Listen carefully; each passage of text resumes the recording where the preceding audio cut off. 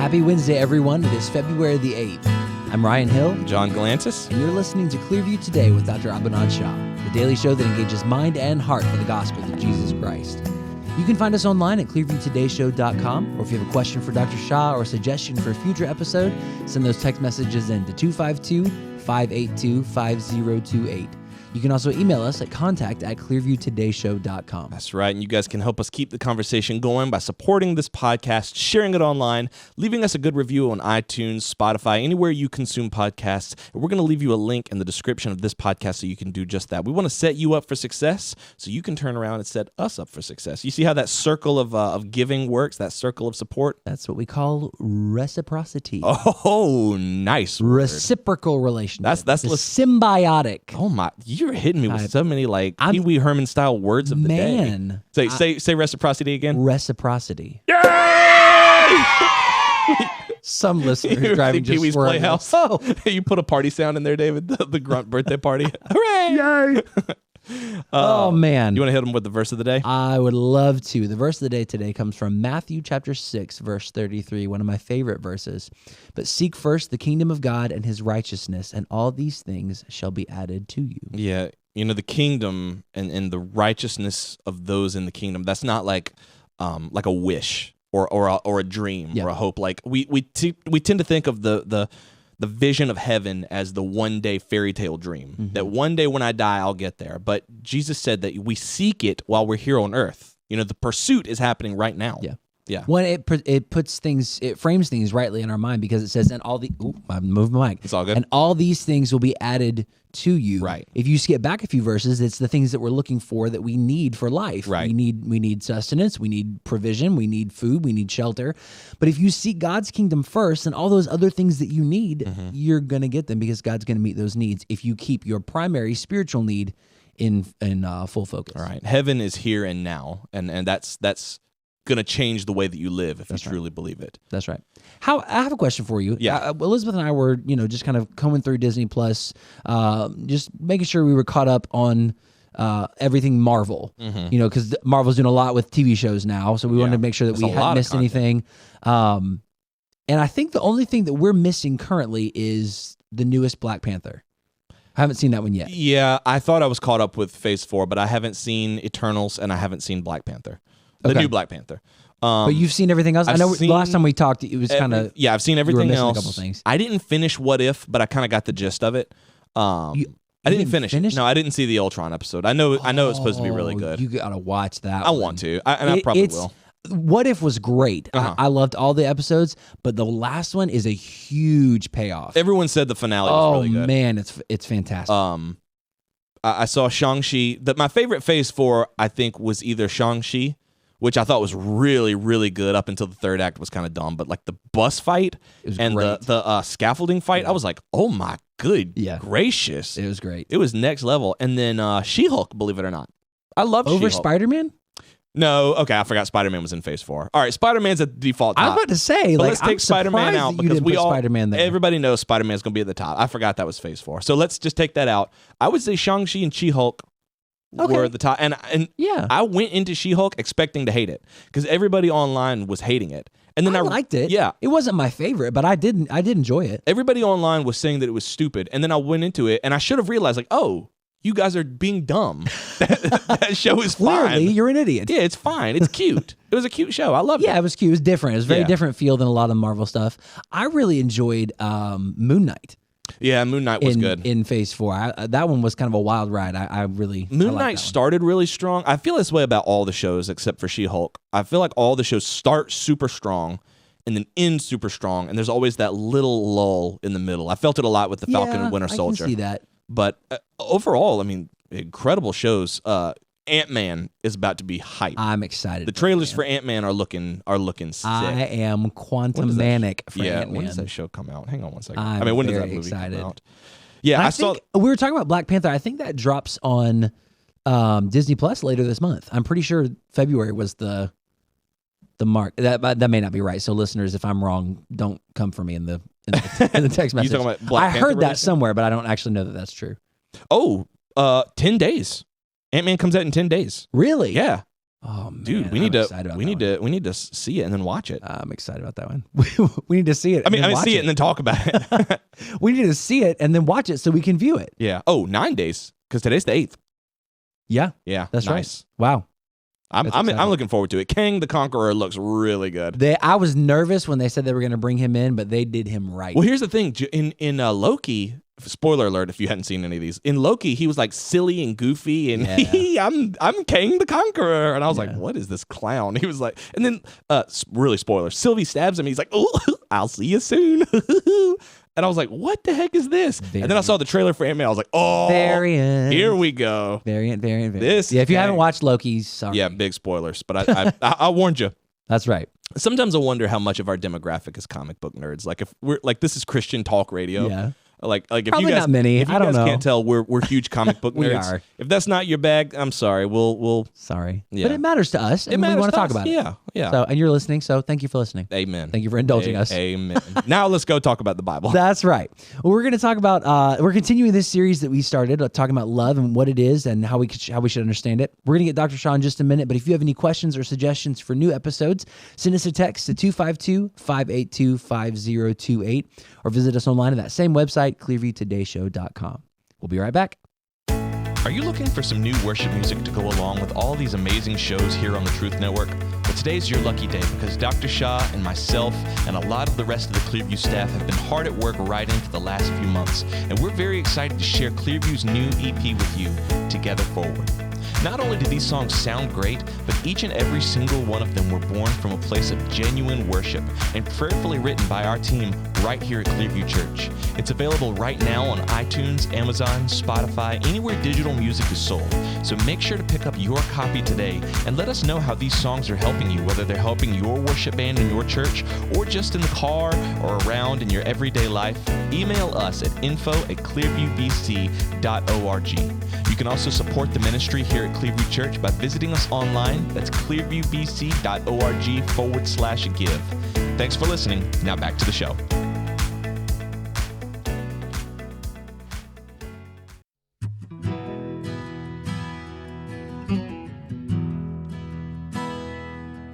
Welcome back to Clearview Today with Dr. Abadan Shah, the daily show that engages mind and heart for the gospel of Jesus Christ.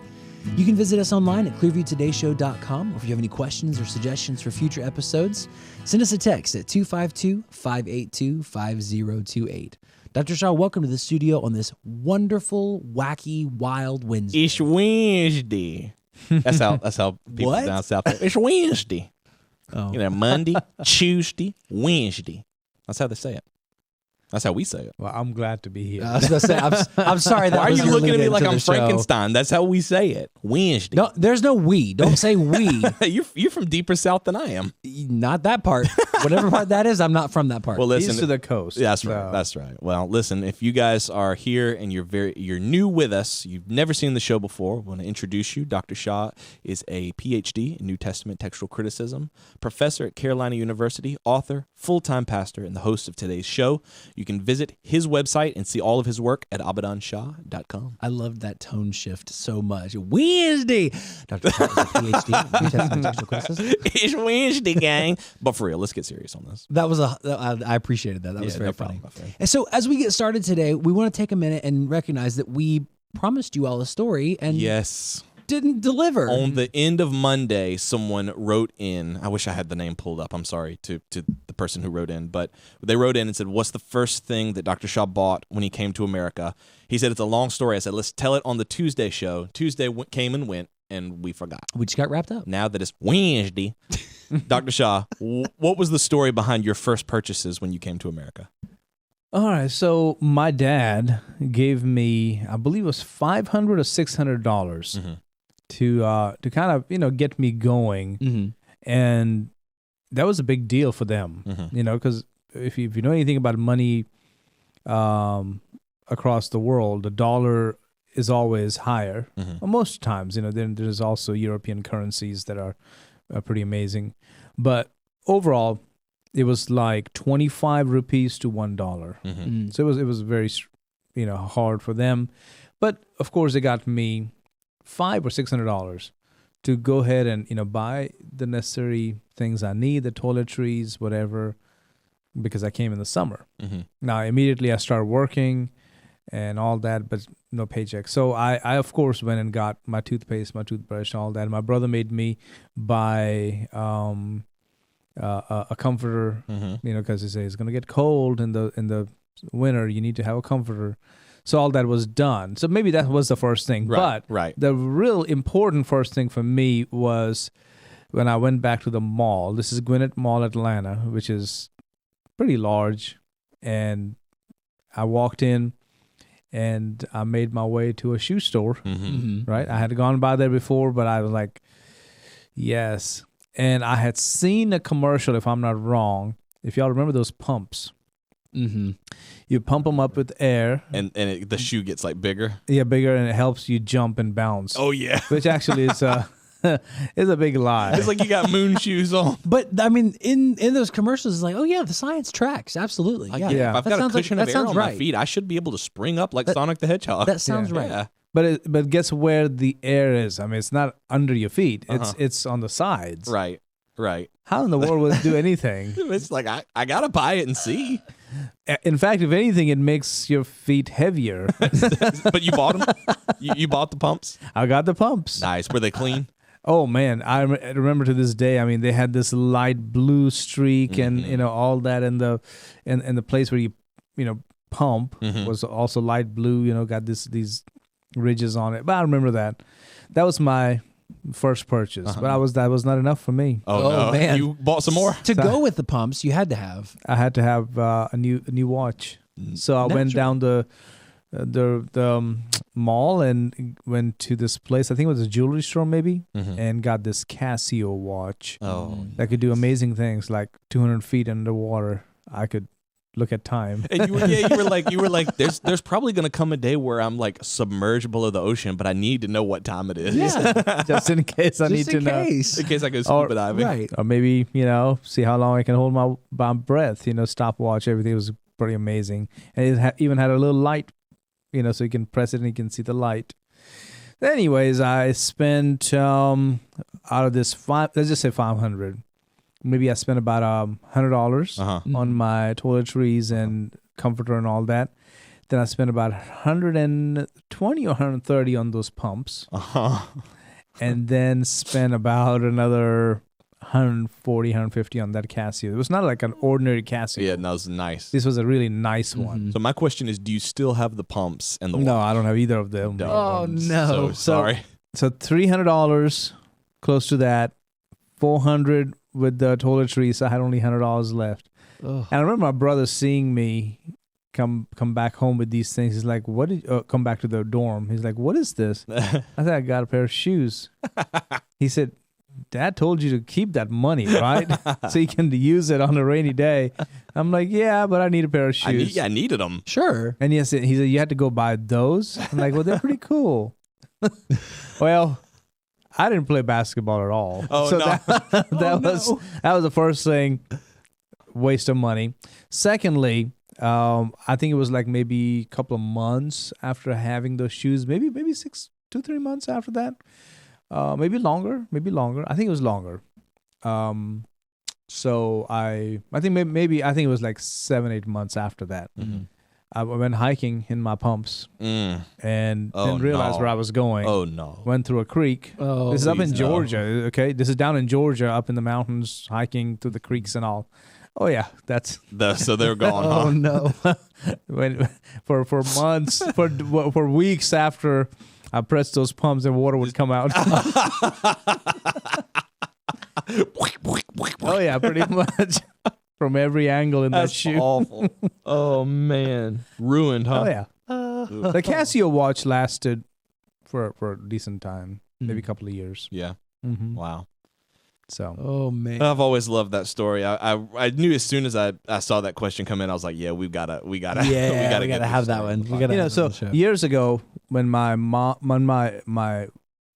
wife Nicole met my dad, she asked that question to him. She's like, "So I have to know, how did you trust Abaddon's judgment when he told you that he was marrying a girl that you've never met, nothing like that?" And my dad said it so calmly and so accurately. He's like, When it comes to small decisions, he's made some dumb decisions. When it comes to big things, he's never wrong. Yeah. So I was like, small decisions. Oh yeah, the pumps, the pumps, and the ultimately, watch. Yeah. But I think that showed a level of trust that your dad had in you, that ultimately you were mature for your age. Yeah. And I think that's kind of what we're talking about today as we're going through our series on love. Yeah. That Paul says that love is mature. Absolutely. We like you said, John, we've been in this series where we're talking about, as we're leading toward Valentine's Day, what love is, especially as Paul's talking about it in 1 Corinthians 13. We've learned a lot. We've had some misunderstandings about love cleared up for us. But that's what we're talking about today. Love is maturing. That's not something we necessarily think about. Like, if I love someone, it's going to mature them, or I'm going to be matured as I love them. Right. Well, Paul says in verse 5, this is 1 Corinthians 13, he says, love does not behave rudely, does not seek its own. All right, so, think about this Corinthians again.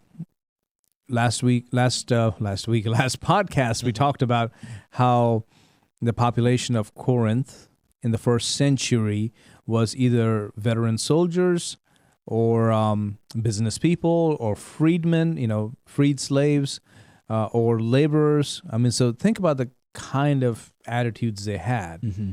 They were not very mature. Right. Yeah. And so Paul had to talk to them, and he was frustrated with them at times. I'll give you some examples if that's okay. In 1 Corinthians 3:1, he says, "And I, brethren, could not speak to you as to spiritual people, but as to carnal, as to babes or children and infants in Christ. I fed you with milk and not with solid food. For until now you are not able to receive it, and even now you are still not able." Oh no, You don't want to hear that. that's not the letter you want to get. No. And then he says in verse 3, "For you are still carnal. For where there are envy, strife, and divisions among you, are you not carnal and behaving like mere men?" So think about that for a moment. Paul is saying to them, you're spiritually immature because you are so inconsiderate, hateful, and rude to each other. Yeah. You haven't learned how to treat each other with honor, dignity, and decency. Wow. Yeah. So Spiritual maturity is like, it's connected to how we treat other people. It's connected to how the fruits of God's moving and working in us is displayed. yeah.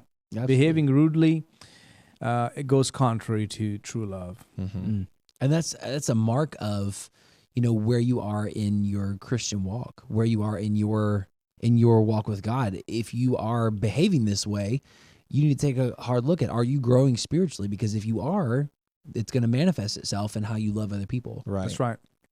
When he says love does not behave rudely, the Greek word there is ashkamonoi. Ashkamonoi, the word belongs to the family of words that convey inappropriate behavior, shameful attitude, repulsive acts, vulgar actions, and unattractiveness. And when the Jewish people translated the Bible from Hebrew to Greek, remember that, the Septuagint is what we call it. They use this word group to translate the idea of nakedness, private parts, and even sex. Wow.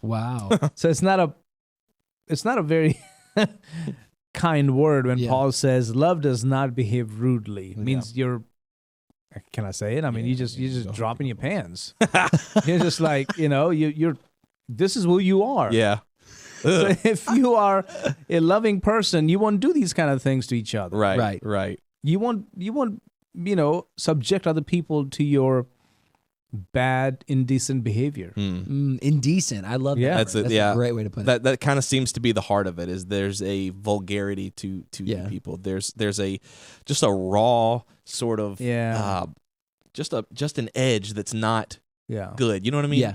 It's tough to put in words. I think indecent is probably just the best way. It's just unpleasant. Sometimes you see that, even among Christians, they will talk in very coarse language as if like we're boys right here, guys. We're just guys talking guy stuff now. Yeah. As if this is how we're going to win the world, is like being as rude and obnoxious as possible because that's how we get guys to come. Yeah. Like Jesus and the disciples, man, they were Maybe not. Yeah.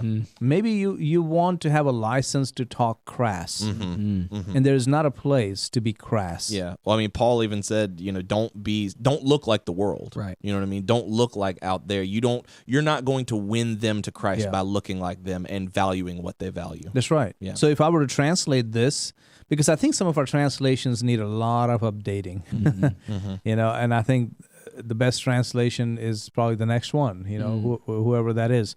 But I would say, Paul is saying, if you love someone, you'll be polite to them. You will hold the door for them. Now, this is kind of a paraphrase. You will say please and thank you to them, not just be rude and crass. I know we joke with each other. That's fine. And it's okay to do that. But just be careful when you cross the line and it just becomes...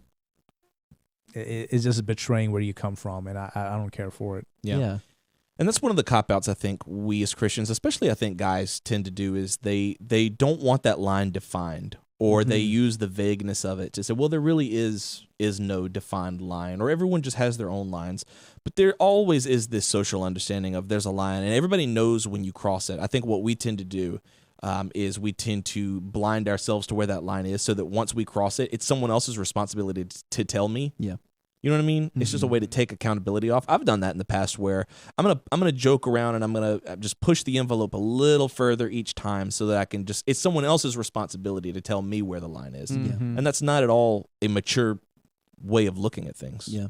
Well, and Paul describing that as indecent behavior, it really takes it up a notch. It's not just a matter of, don't be actively against this person, but it's, we need to give honor to that person. We need to show dignity to that person. We need to act in a way that communicates respect to that person. That's what love is. It's not just, I'm going to hold my tongue around you. It's I'm going to act in a way that gives you honor. I'm going to act in a way that shows respect to you. Well, the Corinthians were struggling with this because they were disrespecting each other, and Paul called them out. For example, in 1 Corinthians 5:1, he says, it is actually reported that there is sexual immorality among you, and such sexual immorality as is not even named among the Gentiles, that a man has his father's wife. So, not his mother, but father has a wife, and the son to the father is sleeping with her. I mean, just how do you're just treating people as objects. Yeah, that's crazy. At this point. That's crazy. That's where our culture is now. That's where our world is now. Yeah. We're just objects. Objects that can manipulate each other or themselves. And Christianity brings a sense of decency and maturity in the world. And so, you can talk all about, I respect you. No, you've been disrespectful. Right. Right. And so there needs to be some boundaries. Yeah. Well, I think that's the thing, is that there's respect is one of those byproducts of love that we were talking about. When you've got real godly love, you're going to show respect to people. And that's something that I think Christians by and large are accused of withholding is love. But love, as the world defines it, just as blind compassion and blind acceptance and support, is not that. There's a respect that we have for one another as human beings. But that respect comes from godly love. It doesn't come from the fact that you've earned it or that you by your worldly values have merit. It's because of the godly love that Christians have within us that we show each other that respect. Yeah. There's another passage in 1 Corinthians 6:6, but brother goes to law against brother, and that before unbelievers. Again, the word ashkemonoi is not used here, but you can tell from Paul's tone that there was a disgraceful behavior taking place, taking each other to the court. Now, how is that respectful? How is that mature? Yeah. So, and then there is in 1 Corinthians 11, this is the passage we pastors use during the communion, right? But have you ever read the context in which Paul gave that passage? It was because they were being shoving and pushing when it came to eating food. Listen to what it says in 1 Corinthians 11:20. Therefore, when you come together in one place, it is not to eat the Lord's Supper, for in eating, each one takes his own supper ahead of others. So the early church used to have this love feast, fellowship dinner every week, along with the Lord's Supper, and they used to have a better room known as the triclinium, which is literally 3 couches, okay? It was a formal dining room in Roman buildings, homes, And some of the Christians would get there early to beat the rush and get the better seat in the dining room, while the latecomers had to crowd into the atrium. 2,000 years later, and not much has changed. Yep. No. And one is hungry, another is drunk. So while people were in the atrium waiting to get in, many of them were taking their time eating and drinking. Like you walk into a restaurant and the waitress tells you, it's 35 minutes. Okay, it's a wait of 35 minutes, and you look and see people just sitting there relaxing, having a good old time, just chill, and you're thinking, hey, you're done eating. Right. The waitress has picked up your plates. Maybe it's time for you to leave. Yeah. Some of us would like to sit down. But imagine that in a church setting, when people are still in the triclinium, and then there are church people standing in the atrium waiting. I get it. In a restaurant, you'd be like, well, my family's here. We don't get together that much, so we're going to use this time for us. Yeah. I get it. But in church? Yeah. And so what was happening in the process is, Paul says in verse 22, this is 1 Corinthians 11:22. What? Do you not have houses to eat and drink in? Or do you despise the church of God and shame those who have nothing? What shall I say to you? Shall I praise you in this? I do not praise you. And so he tells them flat out that there's nothing good about this. I don't like it. Yeah. Yeah, I think that's Paul's message to them is grow up. Yeah. Your behavior is shameful. Yeah. Yeah. And that's something I think is missing is in a lot of churches I think pastors tend to talk about sin in this very spiritual sense. They don't talk about real just misbehavior. Yeah. Like Christians are just misbehaving. Yeah. You know what I mean? Yeah. It's a very raw, visceral. What you're doing is wrong. Not just the way you think, not just the way you believe, but the things that you do is shameful. Yeah. And then, Paul, of course, in other parts talks about them, if you're a hand, how can you say, if you're a foot, because I'm not a hand, I'm not of the body, is it therefore not of the body? I mean, on and on, he talks about that every part has an important, every organ has a part to play in the body. Right. But why were they behaving this way? Paul clarifies, love does not behave rudely does not seek its own. So they were acting rudely because they were selfish and self-centered people. Makes sense. It was about them. Yep. And so, very, very sad. Yeah. Yeah. That self-centeredness, I think that helps understand how love can be mature and how love can communicate honor and respect to other people. Because if God has said that those people are valuable, God has said that those people are made in his image, then we ought to treat them in a way that communicates that to them. Yeah. Well, and God even demonstrated what he wants out of us in laying down his own life for us, putting himself, in a sacrificial position. He wants us to do the same for others, to care about others first, to make sure that just to make sure that it's not about us. Yeah. It's about them. And it's about serving them. And that's a mature stance. Yeah. Exactly. So it's a couple other things to point out over here. This is a very powerful passage. Paul talks about the different gifts we have in the body, how we need to recognize one another. And, this is 1 Corinthians chapter 12. I encourage the listeners and viewers to just kind of take the time to read this passage. But overall, be mature, be unselfish. And if I may suggest a few statements that should become a regular part of our vocabulary, especially, in the church setting. Here's the first one. I need you. Wow. Don't treat people like you don't need them. A question, what do you think? Let's work it out. Means there are times we can work things out. We don't have to just, cut and break. Together we can make it. I am thankful for you. I'll help you. Yeah. I won't say it because it will not build him or her up. Sometimes we just say whatever comes to our mind. Right. I won't do it because it will hurt him or her. So these are just some statements that I think will bring a level of maturity in our interaction with people we love, in our family, in our church family, in our community, and beyond. Amen. Absolutely. If you guys enjoyed today's topic, or if you have questions or suggestions for future topics, send us a text to 252-582-5028. You can also visit us online at clearviewtodayshow.com. And don't forget, you can click that donate button and support us financially through that same website. Every gift that you give not only goes to building up this radio show, but communicating that message of a mature love, of a God-honoring and people uplifting love to the nations. Amen. I got a question coming in from John D. What would you rather give up forever, Dr. Shah? Coffee or candy? Ooh, boy. I love candy. You love coffee too. I love coffee too. It's a tough one. That's a tough one. Yeah. I would give up coffee. Really? You give up coffee for candy? Candy, yeah. Wow. I would. I mean, coffee is just more utilitarian for me. This keeps me awake. That's not like a treat.